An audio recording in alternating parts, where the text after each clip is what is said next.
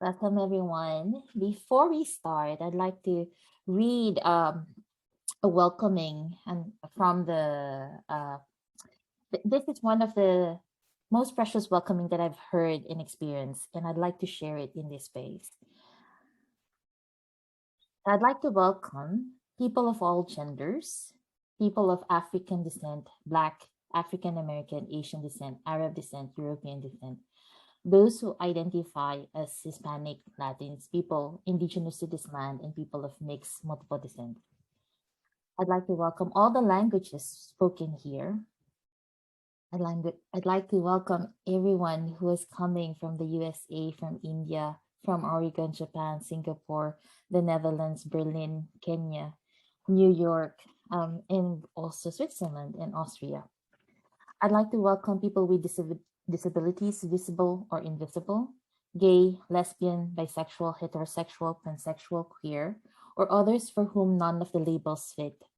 Your bodies and the different ways you experience yours are always welcome. I'd like to welcome all the survivors, people who identify as activists and people who don't, single, married, partnered, dating, in monogamous or polygamous relations. Those who are sexually active and those who aren't, those who are in their teens, 20s, 30s, 40s, 50s, 60s, 70s, 80s, 90s. I'd like to welcome all your emotions, your joy, your bliss, your grief, your rage, your indignation, your contentment, your disappointment. I'd like to welcome those who support you to be here, your families, genetic and otherwise. And of course, I'd like to welcome people with different faiths, religions, traditions, practices, those who don't belong to a tradition, agnostics, atheists, seekers, and also for those who are dear to us who have died, and our elders that are here in this room in our lives, and those who have passed away. Welcome, everyone.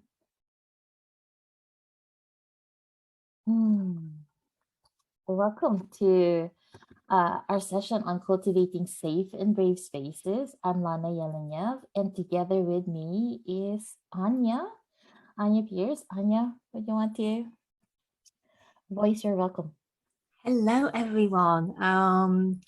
Thank you to Lana for inviting me into this space and for inviting all of us into the space with such grace and beauty with those words. And yeah, I'm very delighted to be here today. I'm here mostly as a guardian of the circle, which as soon as Lana said that to me, I was like, I am so having that on a t-shirt. That sounds awesome. So if you need, Lana's doing the majority of the presentation in this session. So I shall be your person in the chat box. So if you have anything you want to ask, and if I'm not making eye contact with you, and I'll be touching on this a little bit later, it'll be because I'll be frantically typing away and then erasing to get rid of the typos. Just saying. Anya is so dear in saying that she would be just hosting or being the guardian. She would actually be presenting one of a very crucial framework. We will be using the document that I've shared with you, and hopefully you get to use it also after this session, and this is why you have access to it. Just a brief intro. I'm Lana Yelenyev. I'm the co-founder of the Community Builder Summit and a lot of other collaborations.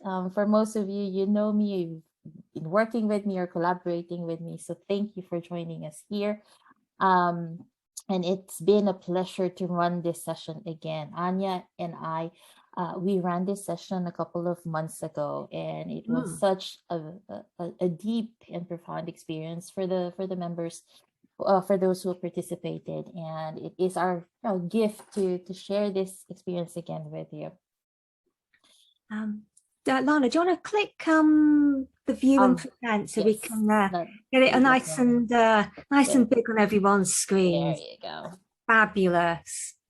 So just to give you a bit of a framing, and one of the things that we Nanya and I, when we were creating this, one of the things that we wanted was to really give an idea of, okay, we cannot talk about brave and safe space in just a limited time. So there are just very small parts that we would like to share, and that will be the difference between a safe space and a brave space on a bigger, on a bigger setting. The emotion regulation system, especially the framework from Anya, and then how, strategies to promote safe and brave spaces that you can immediately do. So just to give a bit of, we don't know, what we don't know, and this is what we're coming from. We're coming in from a space that we're all learners in this space, and that each of us are bringing in the energy that we bring in this field, in this online, virtual space that we're in, and that our intention is to listen with compassion and understand that we impact each other's nervous system. More of that, the last piece later on, as Anya shares more about our co-regulation and how we impact each other. Yes, that Lana's already getting ready to interrupt me when I start doing that in case I go too long. I am keeping an eye on the timings, but kind of like, Lana, just go like that if I get too enthusiastic and go over my 10 minutes. Okay, love, it's subtle, but I will pick it up. I would definitely. So let's just get started. I'd just like to ask, what do you think are the difference between safe space and brave space? And I'm gonna stop my share. Maybe we can just use the chat for this. What do you think is the difference between a safe space and a brave space?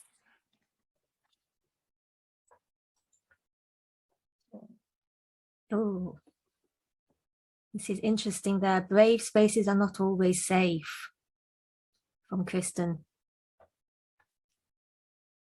And, safe space, no judgments, brave space, being able to speak your mind and heart. And so, yeah, just for those who are just joining us now, just trying to really establish, we're talking about these two things as if they are both common terms. And for Lana and I, they are because we keep talking about them, but for they're not for everyone else. And certainly when we first, when this idea first started to be born, there was this clarification of, okay, what do we mean by these terms? Which is why we're inviting you to consider it, really. I got one from Nadia. Safe space, you can be yourself, brave self. Oh, it might be uncomfortable. Yes. Yeah, discomfort. We're bringing in discomfort here.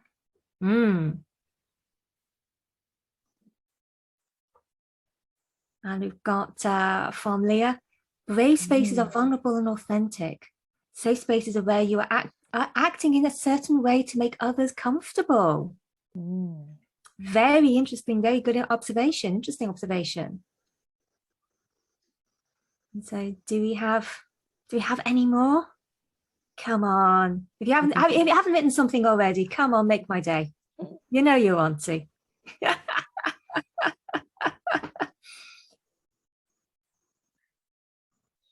And for those who just came in, the prompt is, what do you think is the difference between safe space and brave space?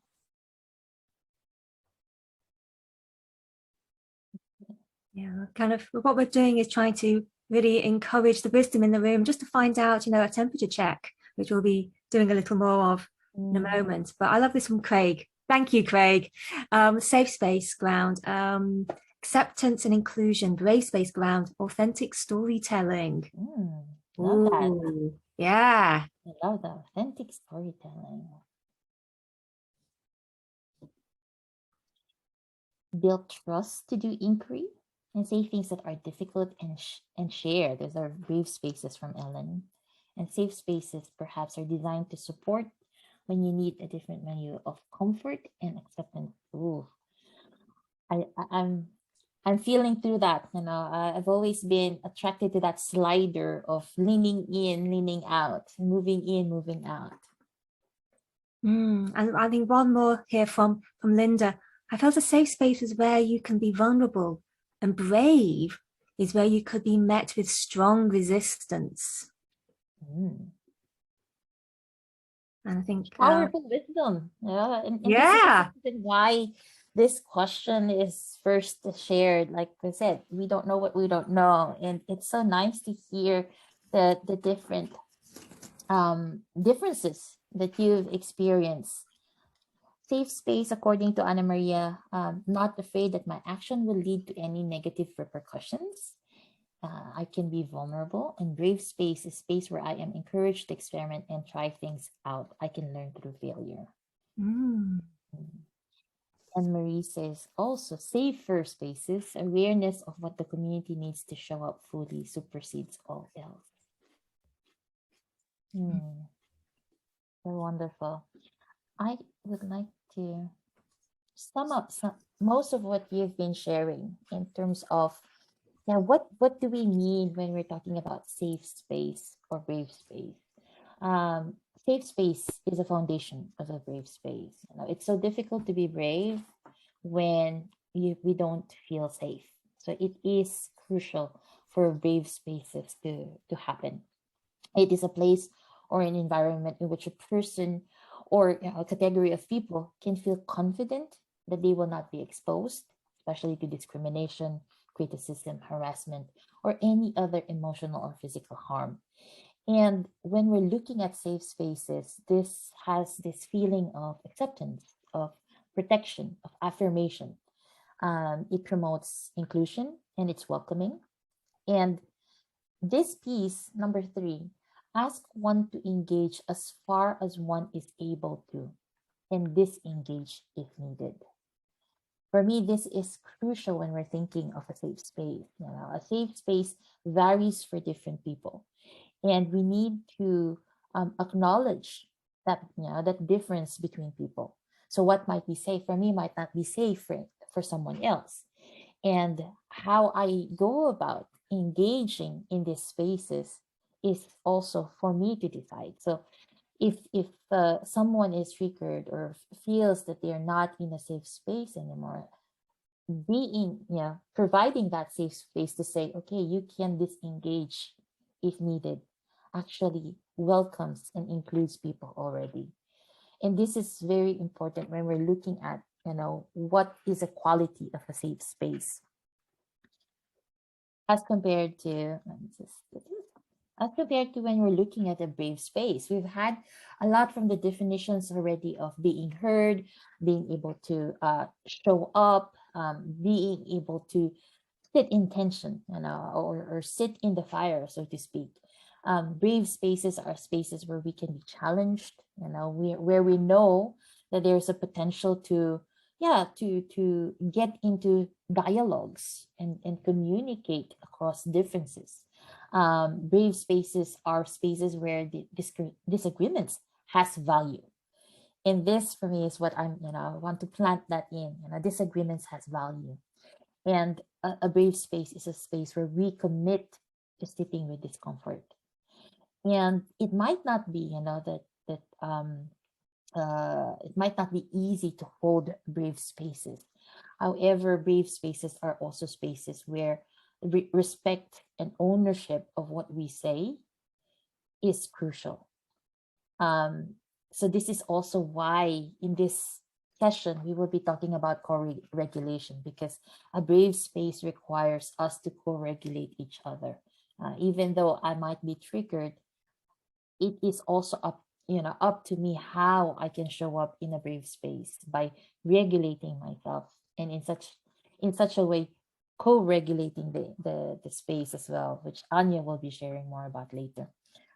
Brave spaces are also spaces where different viewpoints are welcome and actually are encouraged. And it is not really about productive change. It's merely as, you know, it shows as a space where we can have specific dialogues around specific themes or conflicts or topics that are of tension. And it is a space where we agree to engage even when it is uncomfortable.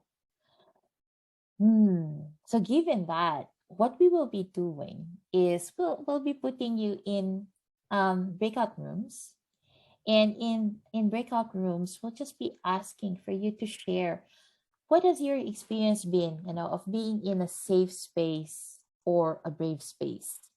Uh, um, any experience that you have where you've been in a brave space or a safe space that you can share within the group. Yeah, and as Lana just does the magic buttons to create the breakout rooms, but I think we've got, if you don't need, if you need an extra person to go into a breakout room, you can use me, but otherwise I'll stay out. But with trying to work out, with safe and brave spaces, a lot of it is about, tuning into our bodily reaction actually. And I would imagine that it's easier to remember or identify, hopefully, places where you have been safe, environments where you felt safety. Brave ones require safety, we think, as their starting point. And so that's, and there are times when we are taken into I don't know, I'm not quite sure how you would put it, a brave space without the courage, without the safety net. You're taken into your threat zone, really, which I'll be expanding on later. So, recognizing that we all have different experiences and we all bring different wisdom and learnings into these breakthrough rooms. Yeah.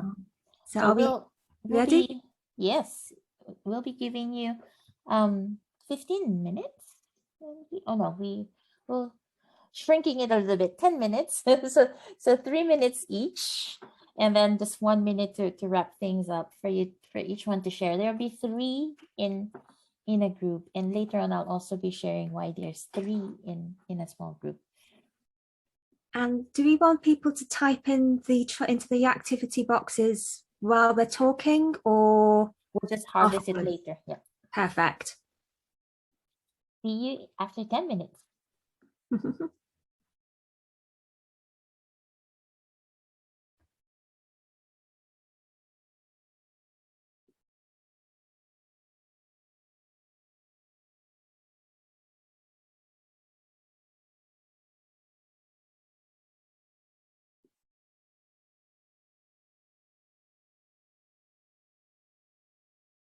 Hi.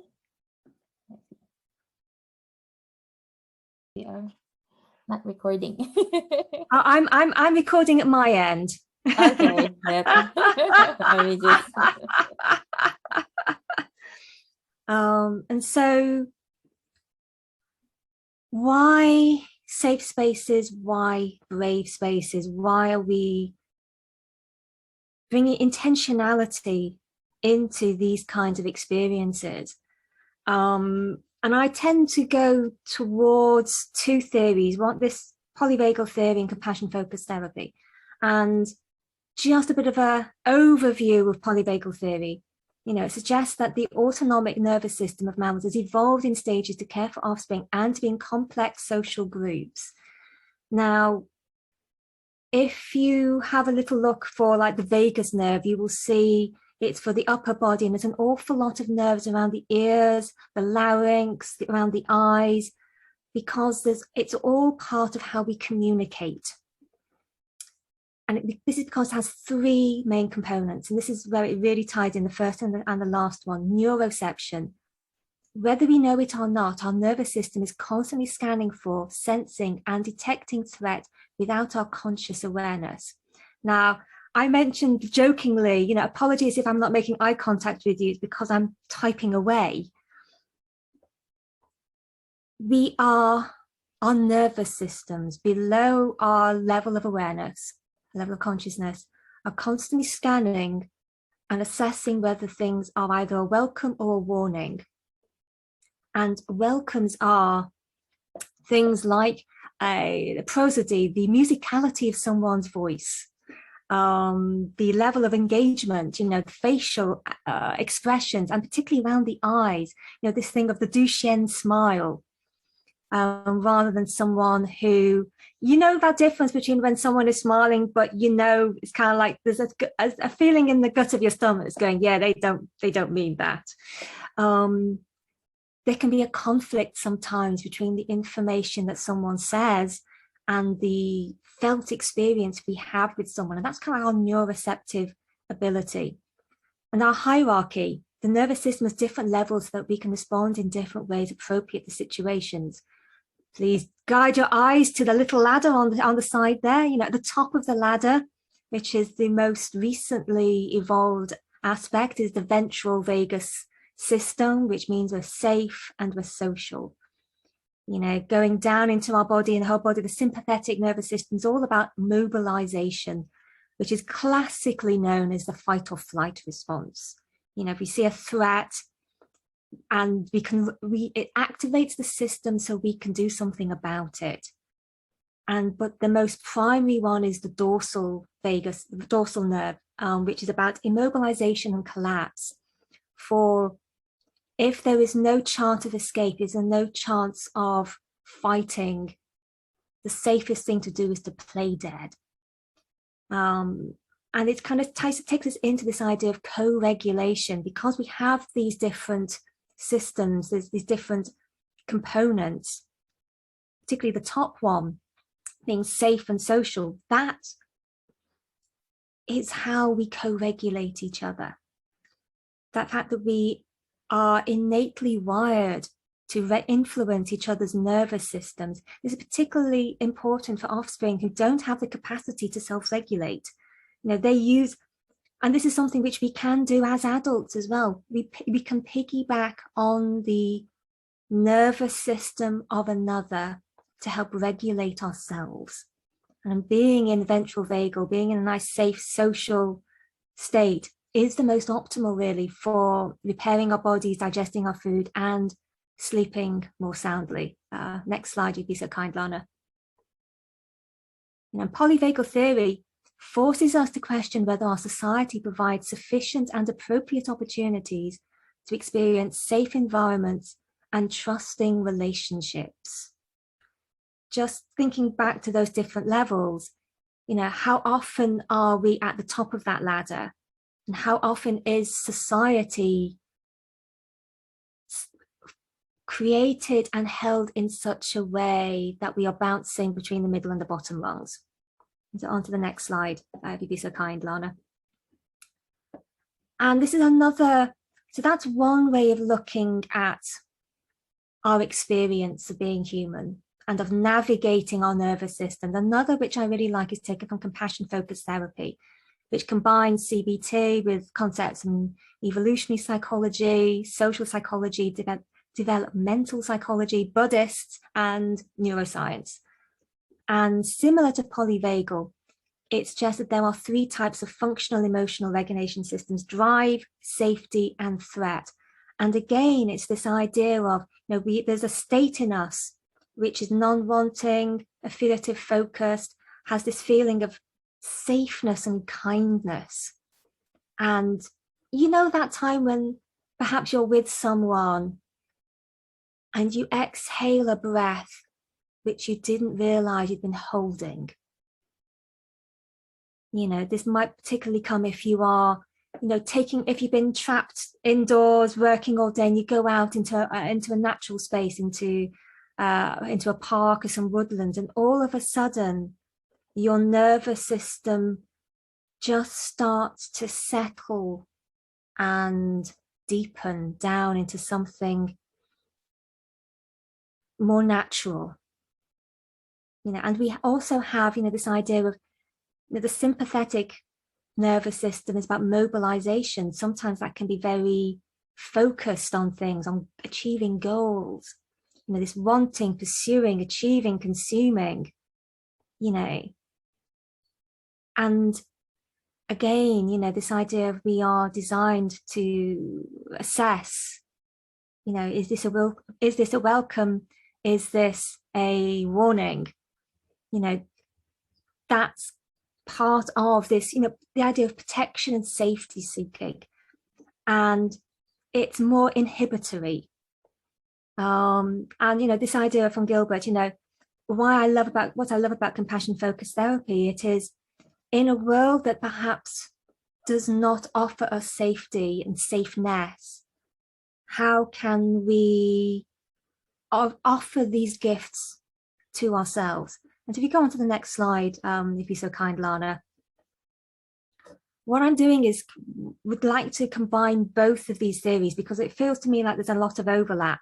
And actually, fight, flight, or freeze. Well, I'm gonna expand on the freeze bit, actually, because when we go from one state to another, very often there is a little freeze while we're trying to determine which state we need to go into. And so you see how I've put the green safe soothingness in the middle. Around there is the incentive resource yellow stuff. The red is kind of like outer zone, and then like there's a gray outer zone. If you go on to the next slide for me, Lana, I'd love you to reimagine these states as habitats. And so in the center is our connection zone, with safeness and kindness. And I'd love you to imagine it as your inner forest. And there's a particular reason why I'm using this metaphor, and I'll explain in a second. But this idea of shade, of shelter, of coolness. The drive zone, achieving and consuming, is sand. And I say sand rather than a desert, because if, as you'll see in the next slide in a moment, if we have the forest and the sands next door to each other, that's kind of like a beach environment. We can make sand castles. It gets a bit too hot, we can go and get some shade, maybe have a nice drink, might just be me. We've got the opportunity. It can be a positive loop. But when we're taken into our threat zone, this idea of being in lava, protection or safety seeking, this idea of we've either got lava running through our veins, or we're running away from this oncoming fieriness, and we need to be mobilized because of the threat coming. And then there is the state of beyond that, the dorsal vagal state, which I describe as, rather than a freeze response, actually that's dissociation, that's checking out, that's shutdown and conservation. That's concrete to me, because if you think about concrete, it's cold, it's lifeless, and it doesn't sustain life. And so if you can go on to the next slide for me, Lana. So our autonomic states reimagined as a wire forest. I think one of the slides has dropped out. So interconnectedness with the forest. When I'm thinking about co-regulation, you think about trees, they share roots. There's this idea, and maybe it's anthropomorphizing a little bit, like mother trees. If they sense nearby trees are requiring sustenance, they can reach out and offer support and nutrients to those trees, their offspring who are struggling. There's also this sense of aliveness. As Craig mentioned about the oxygen thing, there is something about being in this soothing, safe, connecting and connectable state, which has an intrinsic aliveness. And the reason why I put the forest in the center rather than having them all separated out is I believe that this is our true state. We all have a home. We all have an inner forest. For some people, the sand has been a desert, and the fires have been raging from the lava for so long, so there's barely any trees left. But it's there, and it can be cultivated and can be reactivated. This idea of soothing and of shelter, not just for ourselves, but also for others as well. If you go back to the co-regulation aspect, I think Lana is diligently looking at the slides for me. Thank you. I think there's only one slide missing, to be fair, and I can busk it. Don't worry about it. But if we think about co-regulation and how we can piggyback on each other's nervous systems. There are two things that come to my mind. There, she's found it. Thank you. Two things that come to my mind. One is if you see a photograph using a thermal camera of an urban area, you will see that places where there are concrete versus the places where there are trees and foliage, the concrete places are much hotter. And so when we bring in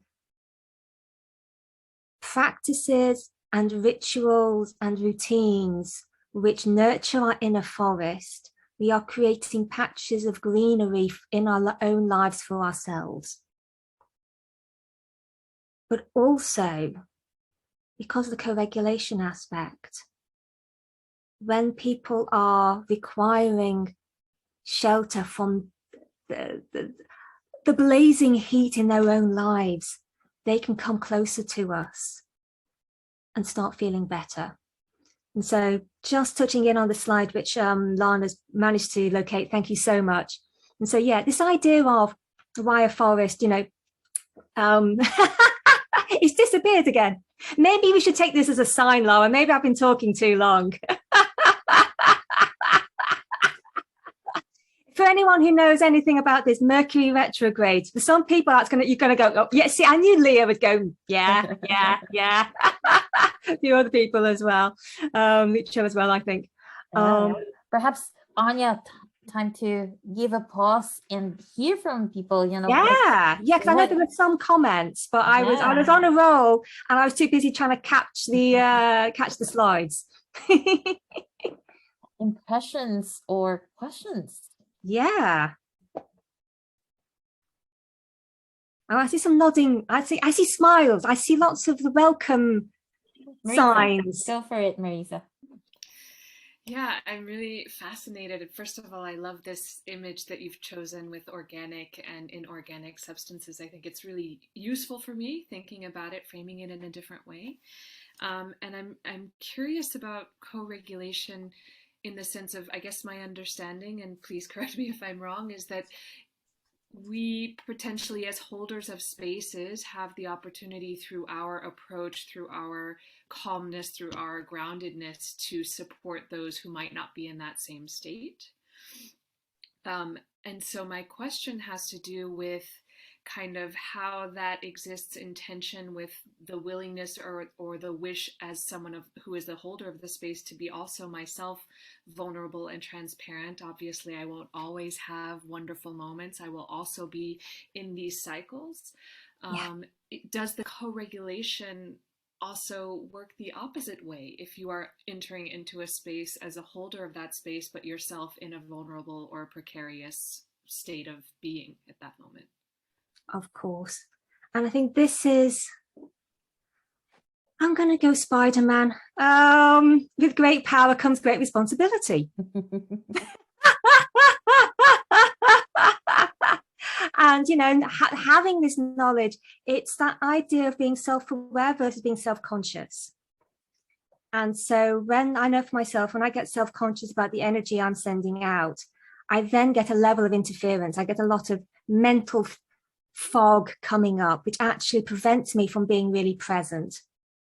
And I think the main thing, and actually, Lana, you have a very good example of this on your NVC training. So I'm just going to tee you up beautifully right now. In how the self-awareness can actually bring about, because there's this idea of we're always going to be regulating each other. That's just how we're designed. It's about the rupture and repair and having more welcome than warning. But Lana, you've got a wonderful example about this. So I shared in the previous session how in one of my nonviolent communication NVC courses, the trainer, and he's well-known trainer. He provides international training on NVC. It was such a surprise for me when he stopped and said, wait a minute, I need to check in with myself as I am feeling triggered. And we were, all of us were just like, whoa, what just happened here? Like, because he was teaching and then stopped and then shared, you know, what was triggering for him. And that moment that he modeled that, you know, that we were able to witness that. I myself have moments where when I'm talking to someone and they're asking something from me, I would say, wait a minute, let me just check in with myself. Because that is just so powerful as a practice to understand the state where you're coming from. And if you were able to listen to the Collective Trauma Summit, Thomas Ribble shared how the difference between this awareness that we have of our own traumas, of our own triggers. So that's one layer. And that because of this awareness that we have, it allows us also for us to have a cognitive space. Because when we are triggered, our frontal lobes are not functioning. No, it's Offline. Offline. So when we are, you know, when we are able to regulate ourselves, then we are also able to access our cognitive state. So it's very crucial for us, you know, not just to understand, not just to have the self-awareness, but also to have the practices to be able to say, okay, I am in this state. What is it that I need? You know, and what can I request from others for me to meet my needs? Yeah, I could add, but I don't. It would be superfluous. And this is the space where we are in right now of, okay, what are the tangible, you know, very simple, very concrete exercises. It's fascinating that we're doing this. I'm curious, just put in the chat, how are you feeling? You know, what's alive in you as you go through the states that Anya, by the way, that framework of reimagining as a habitat is Anya's framework. So just so you know, she's working on this for her. I'm flagging it already, Anya, that you would read this in articles later on after her. But this is such a powerful, very, very powerful framework to just imagine the different states that we're in and how we can go and you know, move from one state to another. Yeah, and kind of making it as accessible as possible, really. I think, but yeah, it would be lovely to hear. As I said, this is, you know, I'm just starting to share this model, this psychoeducation model. So, you know, thoughts on it, or anything that's really arisen for you. You know, this is a great moment for all of us to just basically, you know, place a hand on our chest and go, okay, so whew, how am I doing? Because I know right now, just doing that is kind of like, oh, yeah, just like a nice deep breath out. Again, that thing of, you know, not realizing that you've held your breath until there's a moment when all of a sudden you just recognize your body needs to take a nice deep exhalation. And I'm noticing that Marisa still has her hand. Are there more? Okay. So what I would like to share with you is a Filipino term, and this is coming from Filipino psychology. Two terms. One is pakikiramdam and pakundangan. Pakikiramdam, which Anya has already been sharing, is the shared inner perception. This is when you have this inkling, you know, that sense that there is something that's there. This is when you have this sensitivity to what is within the field that you're part of. It and it's fascinating because in Filipino, pakikiramdam is just one word, and yet it has different layers to it. You know, pangangapa, you know, the groping, you know, it's like oh, there's there, that just need to touch it, right? Like the elephant in the room. You're touching it, but you're not understanding what it is. There's pagtatansya where you're trying to estimate what's going on. Where you're trying to look for the right timing, which is tempuhan, or trying to ascertain what that is, or you're trying to investigate. So it's so fascinating for me as I was reading more on pakikiramdam, how the language, like what the Craig already shared, the language itself opened us up to different layers, different gradations of understanding. And it might be that this is also something to cultivate in ourselves, of how do we understand our own perception, how do we understand what we're sensing in others. And pakikiramdam is one, I would say, as part of our culture, is one way to sense what is in the field. And along with it is the value of pakundangan.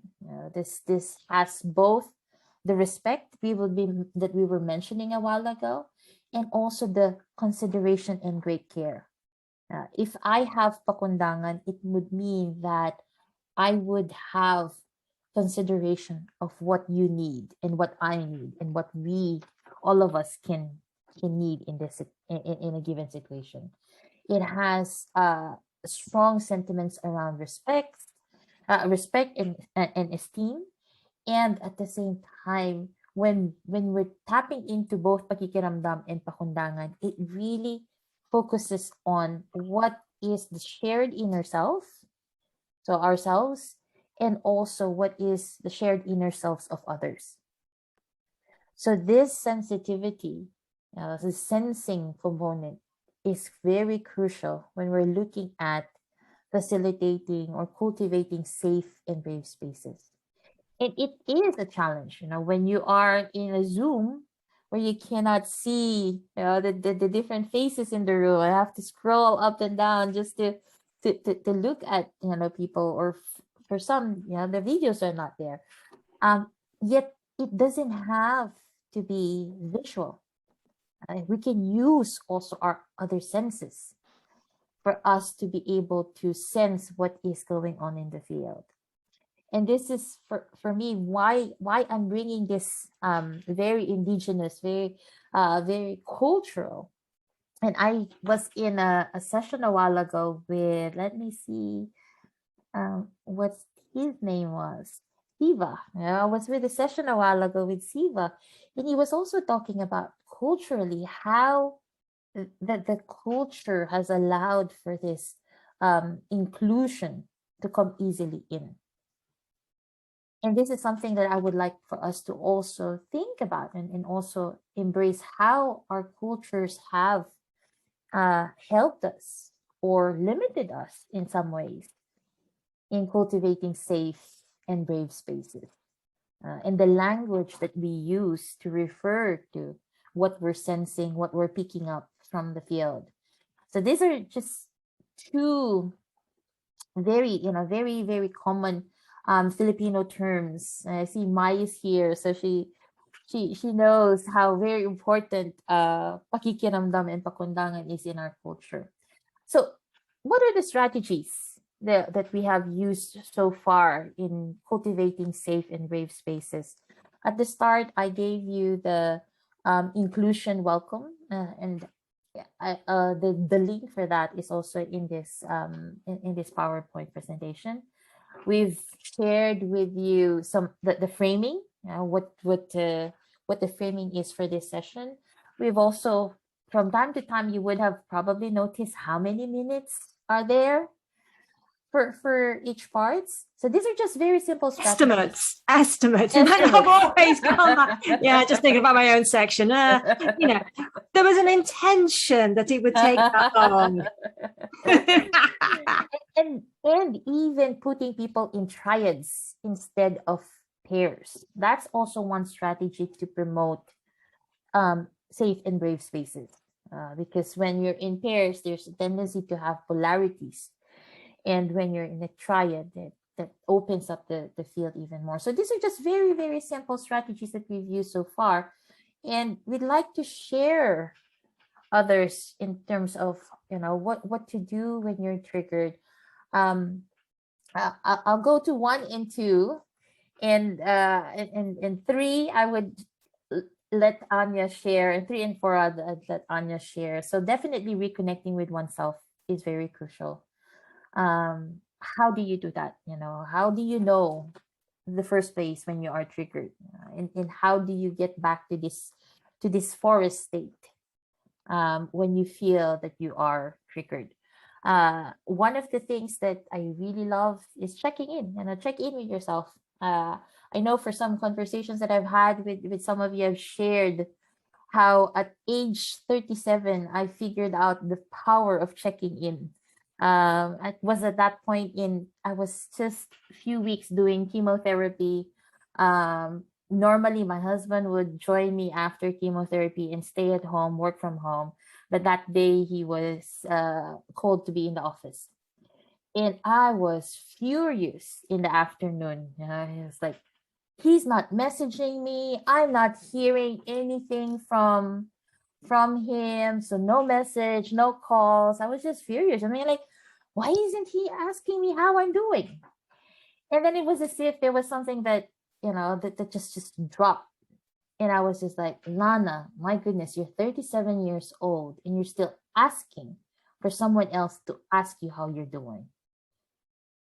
And it was in that period that I realized I have agency. And I have agency in reconnecting with myself, with how I'm feeling. And I did an experiment. For a year, I had in my phone an alarm, 9 o'clock, 12 o'clock, and 6 p.m. And that alarm, when that goes on, the question is, how are you doing, Lana? And that became my space to reconnect with myself. Whatever it is that I'm doing, when I hear that alarm, it's a moment for me to stop and to ask myself, how are you doing? And I feel that this is a practice that really helps us to get into the gradients of our emotions, because okay and fine and good are not. Can I, Miss, can I share what FINE actually stands for? It's an acronym, and I'll use the clean one because I've just noticed I am recording. It's frazzled. You can imagine another word starting with F. I'm sure you can, people. It's a very famous Anglo-Saxon word. Frazzled, insecure, neurotic, and exhausted. And just tying in with this, Ellen is just saying in the chat about she's just finished compassion teacher training. And I think, this, what do I need to best take care of myself? What's the kindest thing I can do for myself, even just a little? We teach these two phrases a lot at the Museum of Happiness in this context of self-compassion, which is mindfulness, self-kindness, common humanity. Mindfulness, oh shit, what's going on? Self-kindness, okay, it's going to be okay. I got you, babe. Common humanity, God, this is called being human, isn't it? We all go through this. So I'm paraphrasing. Kristen Neff does not frame it in that way. Kristen is the Kristen we have here is laughing. I have my own spin on things. But yeah, that reconnecting oneself, and just reading through some of the chat as well from Craig, saying that he's just feeling really sad actually that most of his life is not tuned in to his own needs and his own body. And I'm just saying, the society kind of advocates that we don't tune in, because if we have needs, if we have feelings, I'm going to say the reactionary thing, well, they're less easy to control unless unless the feelings and emotions and needs are those which have been prescribed by others and which they can possibly make a profit out of. Off the and Anya, we can also put this in within educational system, right? So the educational system as we know it is very mechanistic. It's also very outdated, and unfortunately, these are the things that we are not adding. Not yet. Some are in the the school settings. So hopefully, as we as adults, learn to reconnect with ourselves, and have the language for that, we also get to model that for those that we love and for those that we are in interaction with. A very good example was, as I started, as I started reconnecting with myself, I also started putting boundaries Oh yeah. on how I would do that. People don't like that shit. And this is, to be honest, one of the most difficult boundaries as a person, from my experience, was keeping a boundary with my kids. Because parents, especially moms, are told you have to be available 24/7. And I only found out when I was, again, chemotherapy really gets you to a place that you're like, I don't have any other space. When I told my kids 5 and 7 years old, Mama's not available right now. And they got it, they figured it out. Whenever the door is closed in the room, Mom is not available. And that you have to ask, and now they have that language of, if they want to say something to me, and either my focus is not there, they'll be like, Mommy, just checking in with you. Can you hear me out right now? And they're 12 and 13, and they have the language for it. So as we reconnect with ourselves and model that to others, they also have that language for themselves. My son started checking in on me when he was 5, because when he started asking, Mama, what do you do with that alarm? He said, I'm checking in with myself. And he just blurted out, Mama, after my school, I'll check in with you. And then that's what he did for a year. When he, after school, how are you doing, Mama? And we'll have a discussion of how I'm doing and how he's doing. And he was 5, even up until now. Just this morning, he when I went down, he said, Hi, good morning, Mama. How was your sleep? And then we had a discussion about it. And it's like, and that for me becomes this, next generation of people who are reconnected with themselves. So this is very crucial. As we learn to reconnect with ourselves, you also get to model that to others. Another strategy, which again forms part of the boundary setting. I'm often in spaces where things can get very heavy. And one of the strategy that I use to keep myself from being sucked in the different energies of those spaces is to do an invisible shield visualization. So if I know, if I am going in a courageous conversation with someone, I would, before that conversation, I would just imagine myself having this invisible shield. And that shield will keep whatever energy that I, should not be taking in. And just having that, just visualizing that, that before I get into this tense states or courageous conversations, and that I have that shield to protect me, to keep what needs to come in, to keep what needs to come in and to keep out what shouldn't, helps me a lot to, again, relax the system. Because what we're trying to do is we're trying to relax the system. And another way, when you're facilitating, Anya, experiencing your guardianship. Yeah, it's very helpful to have a second person, a second pair of eyes, a second energy. Just, I think you were mentioning, was it Marissa, about having with the question earlier on, about, what if I'm triggered and holding space with them, having another space holder. So there's always like okay, this is why I was talking about that forest metaphor, because in groups, in facilitation, you can have people who are like trees. And sometimes, one of the trees is that, it gets felled briefly, but then you still have another one there who's got the rootedness, who is bringing the energy, almost doing this whole kind of like the crate thing of oxygen. I was talking about this metaphor with Lana, I think only yesterday or the day before, the Tong Len approach, breathing in the negative energy and breathing out clean energy, kind of like the way a tree does, breathing in what we don't require and breathing out that which nourishes and sustains life. And so being able to have an extra person, an extra energy force, extra energy field can be really helpful.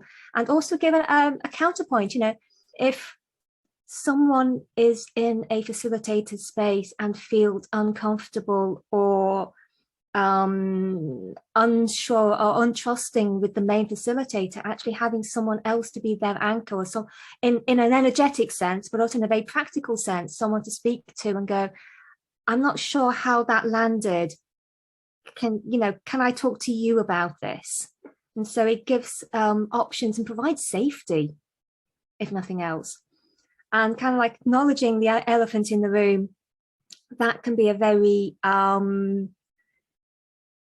neurologically nervous system activating thing, because I think we often don't know whether something is it just me, or is there something else going on? And just for general activation, I think there was someone, I won't mention her name, who I was in a room with, said that someone had brought a brave conversation to her which she wasn't expecting, and she wasn't knowing how to hold it and hadn't slept well overnight. I'm going to take you through a very short practice called dropping anchor. And this is from acceptance and commitment training.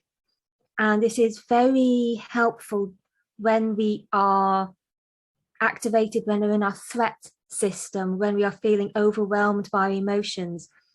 I've learned it from Russ Harris, who is a leading trainer and therapist, and he used it with the World Health Organization to provide resources for refugees in Rwanda to actually help them to regulate their nervous systems and to find relief.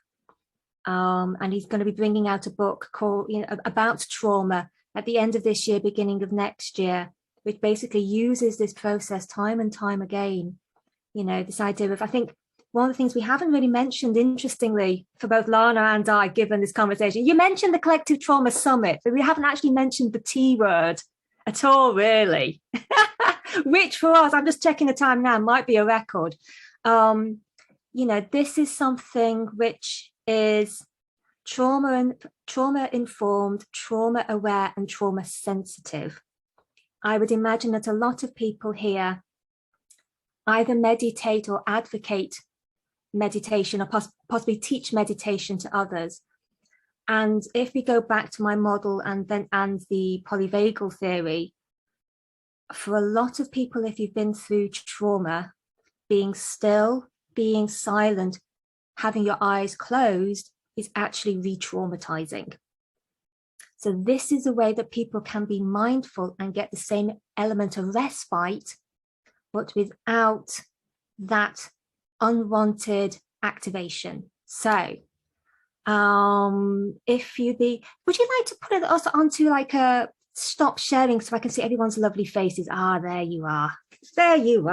I've missed you. If you just like to, I'm going to invite you now to just tune in to how you're feeling. Just to acknowledge any kinds of thoughts or feelings or nervous system, whatever's going on in your nervous system. I'm not going to change it. We're just kind of acknowledging what's there. Maybe there's some thinking. Maybe we're conscious of the time. And then I just love you to connect to your body. Perhaps roll your shoulders, move your arms, wiggle your hands and your toes. So you've got what's going on inside you, your thoughts, feelings, and emotions. And there's also this body, this organism that's around all these thoughts and feelings and emotions, which you still have control over. And I'd love you to open your eyes if you've closed them, which we tend to do when we're connecting deeply with ourselves, and just look around and count 5 things you can see. So I can see blurrily through my reading glasses 2 books, a lamp, a dress dummy, a very large green plant, and a painting. And then just notice, are there any smells that you can smell? Is someone cooking something delicious nearby, or not? And then what can you hear?